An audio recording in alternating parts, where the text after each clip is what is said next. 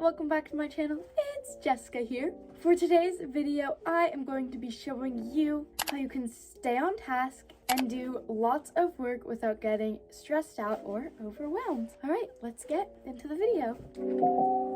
If you want to stay on task when you're working on your computer, close all of your tabs. Command Q all that stuff for Mac users. If you have Instagram open or Netflix open, you're going to be tempted to click on it and start scrolling or watching a show, and then a couple hours will go by and you'll still have no work done or literally anything.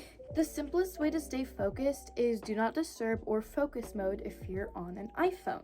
If you have an iPhone, I would suggest creating a focus mode called studying, where the only things you have allowed are your parents or your roommates if you have any, and then no apps allowed at all. It'll stop all of your distractions. You will get no notifications unless it's something extremely urgent, and it'll be great. If you want to stay on task and not get distracted by a ton of little things, clean up your workspace. All of your trash and your old papers, dishes, recycling, all of that stuff.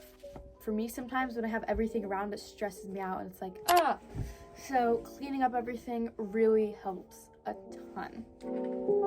So something helpful for me so I don't get overwhelmed while doing a ton of work is setting timers or reminders every 20 to 25 minutes so I can get up, walk around, get a snack, read a book, just take a break in between the 20 to 30 minutes of work time I do. It helps give your brain a break and you won't feel so tired and annoyed while working or be like, when will this day end? Something that I think is really important is to set time aside in your day for your hobbies or things that make you happy and you love doing. I really like music and I never have time in my day to practice my flute, write songs, or learn to play piano, and that's stuff that I really want to do, but because I have so much work, I never get to do it. Now what I do is I make sure that I do 20 minutes of writing my essay and then 20 minutes of playing my flute, 20 minutes of writing my essay, 20 minutes of playing flute, 20 minutes of writing my essay, etc.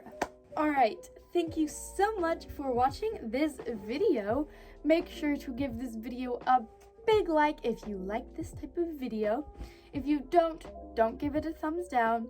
Comment down below what you would rather see instead. Don't forget to subscribe to my channel and whack the notification bell so that when I post a brand new video, you will get notified.